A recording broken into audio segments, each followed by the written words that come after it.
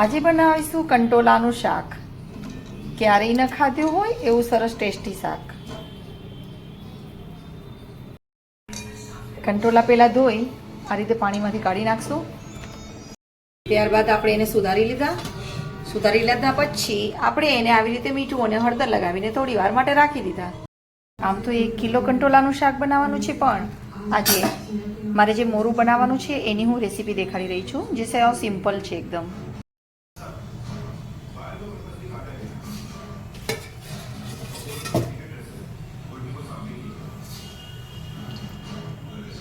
બે ચમચ જેટલું આપણે તેલ નાખ્યું છે.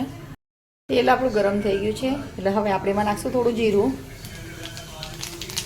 આદુ મરચાંની પેસ્ટ, જે કંટોલા આપણે મીઠા અને હળદરવાળા કરી રાખ્યા હતા એ નાખશું. પહેલેથી આપણે આમાં મીઠું ને હળદર નાખ્યા છે, એટલે વધુ અત્યારે નહીં નાખીએ. અને થોડી વાર એમ જ પાકવા દેશું. પાણી નાખવાની જરૂર નથી. કંટોલાનું શાક હવે પાકી ગયું છે. હવે આપણે એમાં નાખીશું આ બીનો ભૂકો. ઓપ્શનલ છે, નાખવો હોય તો નાખી શકો. થોડું કાશ્મીરી મરચું, કેમ કે પહેલેથી આપણે આદુ મરચાંની પેસ્ટ નાખી છે. આ બીનો ભૂકો,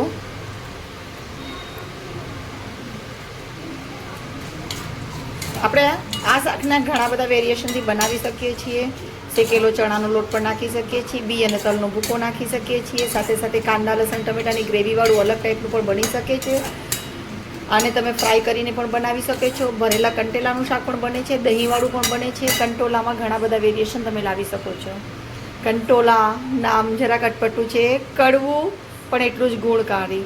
બરાબર, કારેલા જેટલું કડવું નથી, પણ કંટોલા એટલે કંટાળાજનક, સુધારવામાં પણ કંટાળો આવે એટલું બધું.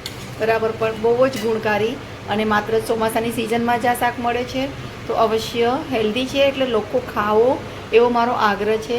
કેમ કે સિઝનલ કોઈ પણ વસ્તુ મળતી હશે ને, દરેક સિઝનને કુદરતી રીતે એ લોકોએ બનાવેલી છે. ઈશ્વરની આધીન જ છે આ બધું. દરેક સિઝનમાં જે શરીર માટે અનુકૂળ છે એવું જ સિઝનમાં મળે છે. તો ચોક્કસ આપ સૌ ટ્રાય કરજો.